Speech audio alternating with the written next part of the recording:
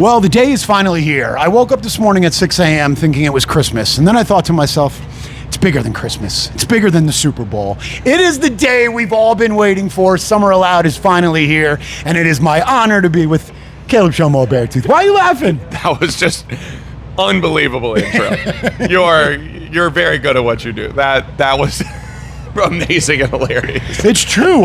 When this lineup dropped, I found out about it. It's wild, unreal. Man. It's pretty crazy. Oh, it's crazy for me too, man. Are you kidding me? Like getting to watch these bands every day.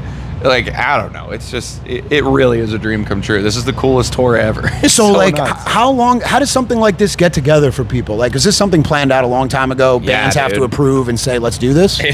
It's just nuts. I mean, it's kind of like how you would expect you would think it would go. So this really was the brainchild of our late booking agent, Dave Shapiro, and he, his company booked all the bands on this tour. Yeah, God bless him. And like, he came to us with the idea, I don't know, probably in the neighborhood of like a year ago, maybe a little less than that.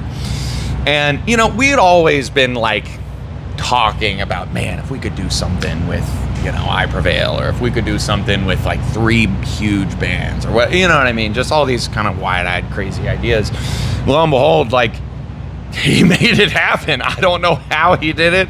I don't know what kind of fairy dust he was sprinkling on all of it, but like, I guess being out here, you start to realize why. All these bands, all these crews are just so down to earth, just so rad, and just such good people. And like, it really is just all for one. Usually what gets in the way of this is ego, is bands being like, we don't want to do this, we need to be playing last, we need to blah, blah, blah, blah, blah.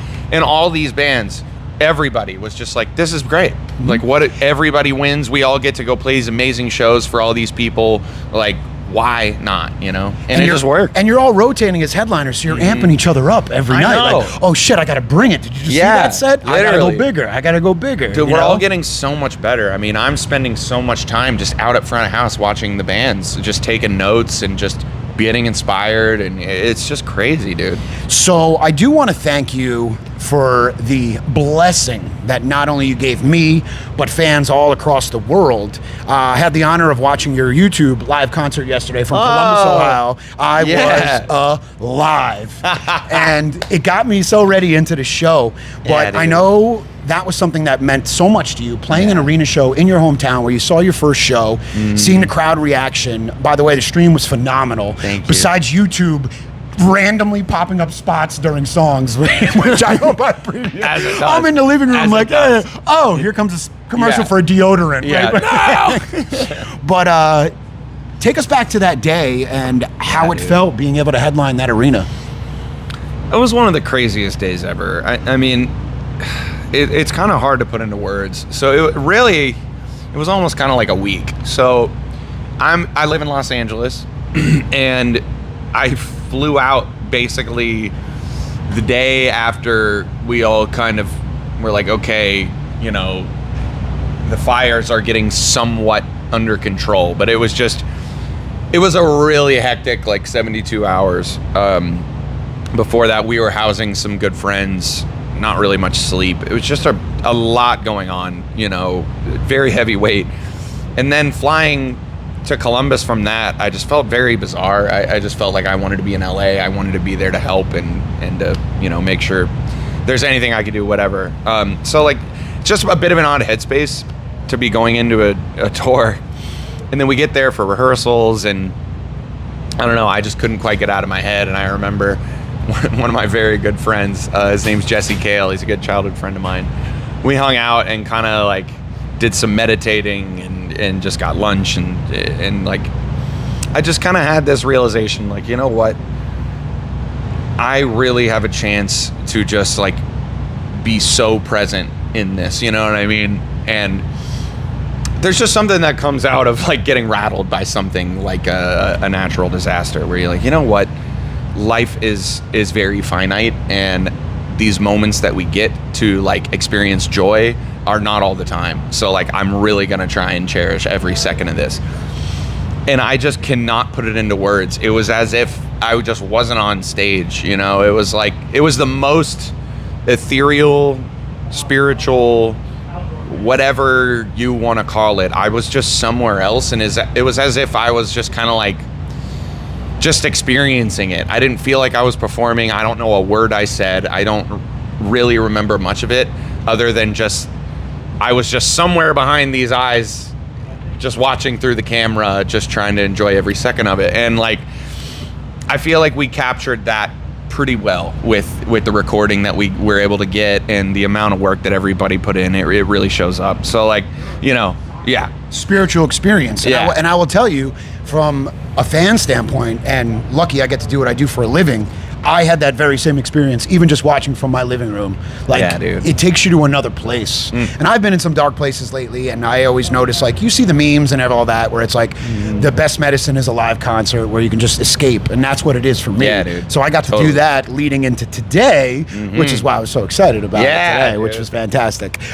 Before Before I let you go, I do want to bring up one really powerful moment that I feel like a lot of people in the music industry understand and people know, but the impact of your music on people. You had a viral moment of a young fan that held up a sign who recently lost his father. You walked over to him off stage. You didn't make it a microphone moment. You talked to him one-on-one and said, you're going to be all right. Like, do those moments ever get old for you? Like, feeling what your music can do to somebody and help them through something as devastating as that?